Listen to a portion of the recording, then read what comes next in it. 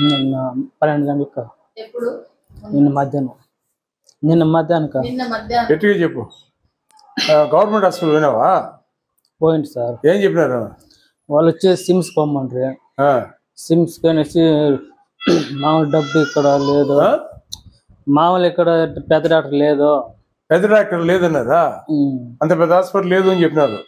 ఏమన్నా ట్రీట్మెంట్ ఏమన్నా ఇచ్చారా? ఏమీ లేదు. స్కాన్ వరకు ఎత్తినారు.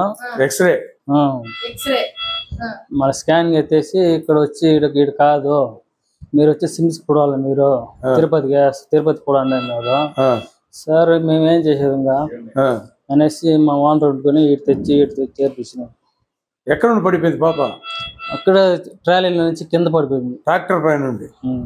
ఏ ఊరు మీది? వన్నేటి రామాపురం. అక్కడ మీరు తోపులో పనిచేస్తారా? ఆటో పడిపోయింది, మీరు వెంటనే హాస్పిటల్ తీసుకుపోయినారు, గవర్నమెంట్ హాస్పిటల్. వెంటనే ఫస్ట్ గుడిపాల పోయినాము. గుడిపాల నుంచి ఆడ కాదని అన్నారు, చిత్తూరు పండు గవర్నమెంట్ హాస్పిటల్ కంటే. ఆటి నుంచి వచ్చి వాడు చూస్తే వాళ్ళు ఇక్కడ కాదు, మా వాళ్ళు పెద్ద డాక్టర్ లేదు, మిషన్లు లేవు. మిషన్లు కూడా లేవంటున్నా? మిషన్ కూడా లేవు, మీరు ఎక్కడ తిరిగి సిమ్స్కి పోయి చూపించుకోమంది అన్ని చంపించారు. పెద్ద డాక్టర్ లేరంట వాళ్ళ దగ్గర? లేదంట. మిషన్లు లేవంట? ఏది లేదంట. మళ్ళీ ఏం చేస్తే నువ్వు?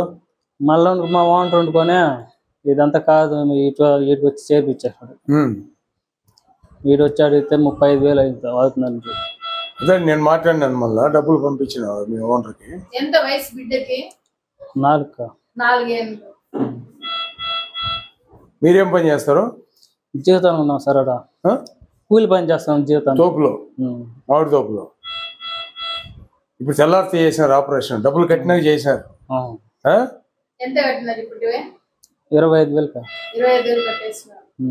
కట్టితేనే చేస్తామన్నారు. అందుకే అప్పటికప్పుడు పంపించి ఒప్పుకోలేదు, వెళ్ళిపోమన్నారు వీళ్ళు కూడా. అమౌంట్ కట్టినాకనే. అంత బాగుంది గవర్నమెంట్ హాస్పిటల్లో. కనీసం చూడని కూడా లే, ఇంజక్షన్ కూడా వేయలే సార్. ఇంజక్షన్ కూడా వేయలా. నువ్వు చెప్పినావా బయట బాధపడతా ఉన్నదని? వాళ్ళు ముందర ఏడస్తా అండి.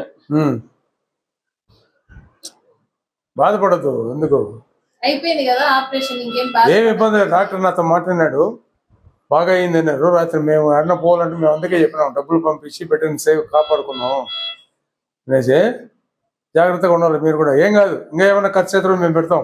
ఆపరేషన్ అయిపోయింది కాబట్టి ప్రాబ్లం లేదు. 2 రోజులు అట్లా ఉంటది. నొప్పా?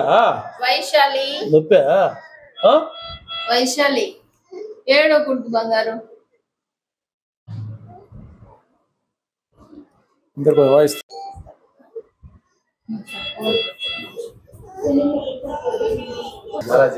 అదే రా.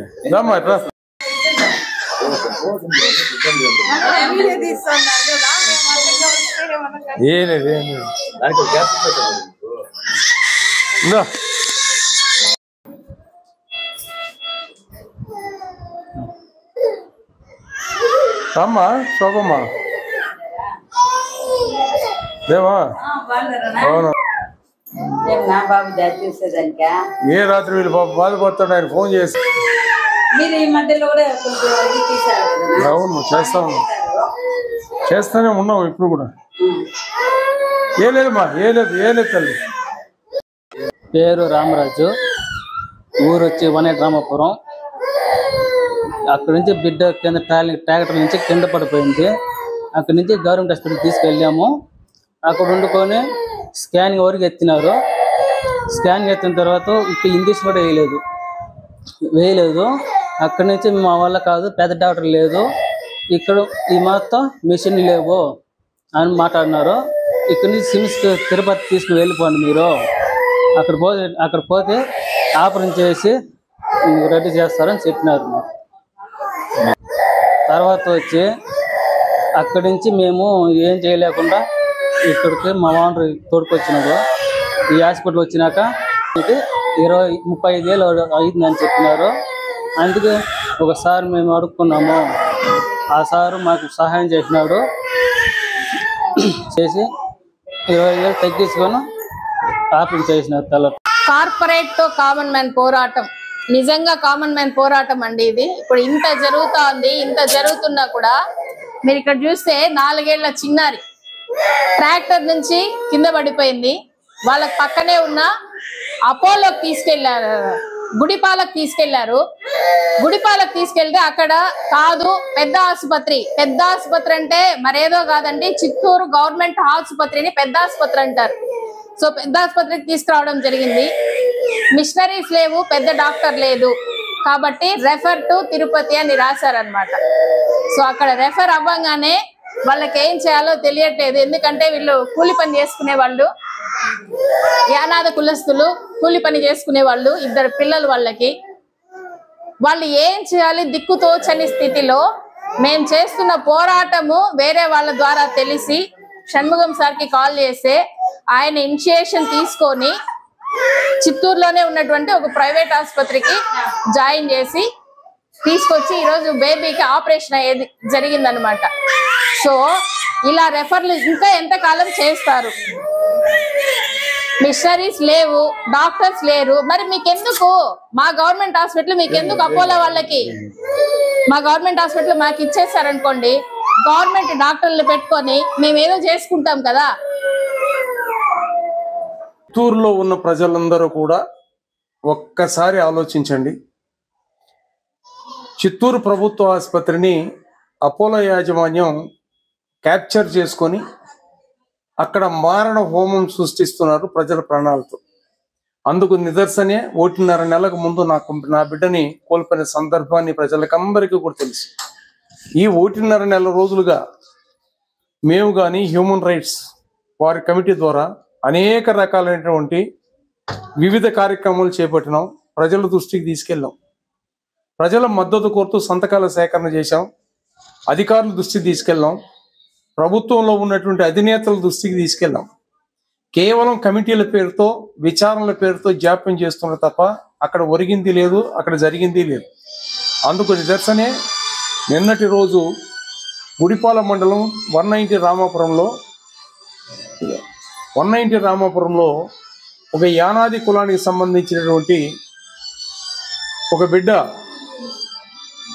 ఆ మామిడి తోపులో కావిలు ఉన్నటువంటి యానాది ఎస్టీ ట్రైబ్స్ వీళ్ళు వాళ్ళ బిడ్డ ట్రాక్టర్ ఎక్కి ప్రమాదవశాత్తు కింద పడిపోవడం, ఈ చెయ్యి జాయింట్ ఊడిపోయింది, ఎముక ఇరిగిందని చిన్న బిడ్డ, పసిపాప 4 సంవత్సరాల బిడ్డని వాళ్ళు ఎత్తుకొని గుడిపాల హాస్పిటల్కి పోతే ఎక్కడైనా పిహెచ్సిలో ఉన్నటువంటి డాక్టర్లు కాదనప్పుడు గవర్నమెంట్ జిల్లా కేంద్రంలో గవర్నమెంట్ హాస్పిటల్ రెఫర్ చేస్తారు.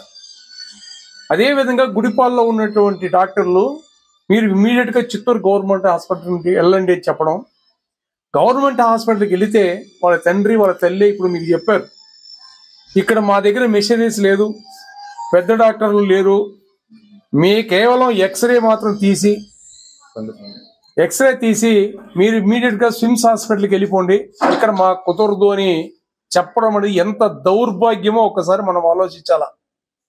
అపోలో యాజమాన్యం ప్రభుత్వంతో ఒప్పందం కుదుర్చుకున్నప్పుడు ఒకసారి మనం పోయి చూస్తే ఆర్థో వార్డు చాలా పెద్దదిగా ఉంటుంది, కేవలం అక్కడ బెడ్లు మాత్రం ఉంటుంది, మంచి వార్డు మాత్రమే సృష్టిస్తారు, అక్కడ పేషెంట్లు ఉండరు, అందరినీ రెఫర్లు అంటారు. వాళ్ళకు అనుకూలంగా ఉన్న పేషెంట్లు పెట్టుకొని వాళ్ళ పిల్లల పైన రీసెర్చ్ చేస్తున్నారు తప్ప నిజమైనటువంటి పేద వర్గాలకు అవకాశమే లేని సందర్భం. వాళ్ళు కాళ్ళు వేలబడిన డాక్టర్ని మేము 10 రూపాయలు ఖర్చు పెట్టుకునే శక్తి మాకు లేదు, మా బిడ్డకి మీరు ఏదో రకంగా కాపాడినా కూడా వాళ్ళు కరుణించలేని పరిస్థితుల్లో బయటికి తరిమేశారు.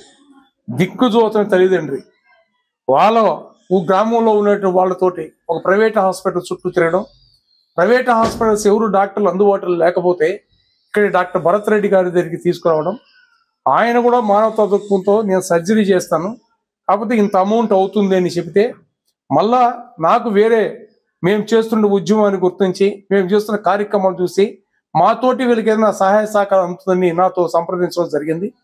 నేను ఇమీడియట్గా హ్యూమన్ రైట్స్ మా శోభారానికి వాళ్ళకందరూ కూడా తెలియజేసి డాక్టర్ గారితో కూడా మాట్లాడి అప్పటికప్పుడు ఎక్కడైతే పనిచేస్తే ఆ యజమాని మేము అందరూ కలిసి డాక్టర్ గారు కూడా కొంత ఫీజులు తగ్గించుకోమని రాత్రి 11 గంటలకు డబ్బులు హాస్పిటల్ కట్టడం, ఉదయాన్నే డాక్టర్ భరత్ రెడ్డి గారు ఆ పసి బిడ్డకు రాత్రంతా ఆ ఎముక ఇరిగితే ఆ బాధను అనుభవించడం తెలిస్తే ఆ పసిబిడ్డ తప్పించిపోతుంటే ఉదయాన్నే వచ్చి ఆయన సర్జరీ చేయడం, సర్జరీ విజయవంతంగా పూర్తయింది. ఆ బిడ్డ కూడా ఇబ్బంది లేనటువంటి పరిస్థితి ఉంది. మేము ఎందుకు చెప్తున్నామంటే ప్రజలకు కానీ రాజకీయ పార్టీలకు కానీ అందరికి కూడా ఇది అపోలో యాజమాన్యం కేవలం వ్యాపార కేంద్రం. ప్రభుత్వ ఆసుపత్రిని వ్యాపార కేంద్రంగా మార్చింది. పేద ప్రజల ప్రాణాలతో ఆటలాడుతుంది. వీళ్ళు ఏ రకంగానూ ఏ రకమైనటువంటి వాళ్ళకు కూడా ఉపయోగపడినటువంటి హాస్పిటల్ వద్దు. అందుకే మేము అంటున్నాం, ప్రభుత్వ హాస్పిటల్ ముద్దు, అపోలో హాస్పిటల్ వద్దు అనే కార్యక్రమం చేపట్టినాం. రేపు 3వ తేదీ వచ్చిన విచారణ కమిటీ ముందు కూడా ఇవన్నీ కూడా నగ్నమైన సత్యాలని వాస్తవాలను ముందర పెడతాం. అక్కడ ఒక నరరూప రాక్షసుడు నరేష్ కుమార్ రెడ్డి, ఆ నరేష్ కుమార్ రెడ్డి అక్కడ కూర్చొని ఈ విధంగా పేద ప్రజలతో ప్రాణాలతో ఆటాడుతూ అదొక వ్యాపార నిలయంగా మారుస్తూ ఆ రకమైనటువంటి ఒక యమలోకం లాగా చిత్తూరు ప్రభుత్వ ఆసుపత్రి తయారు చేశారు. ఈ రోజు బడుగు బలహీన వర్గాల పేద వర్గాల ప్రజల కోసం మేము చేస్తున్న నిబద్ధత కలిగినటువంటి నిజాయితీ కలిగిన పోరాటానికి అందరూ కూడా మద్దతు ఇవ్వండి. ఇంకా కూడా ఇటువంటి వాళ్లకు ఇటువంటి నాకు కలిగిన దుర్గతి కానీ పక్కన ఒక తండ్రి ఇంకొక తండ్రి కలిగిన దుర్గతి కానీ భవిష్యత్తులో రాకుండా చూడడానికి చిత్తూరు ప్రజలందరూ కూడా సహకరించాలా.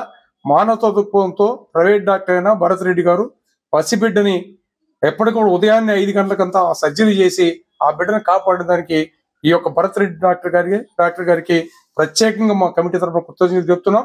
రాజీ లేని పోరాటాలు చేస్తాం.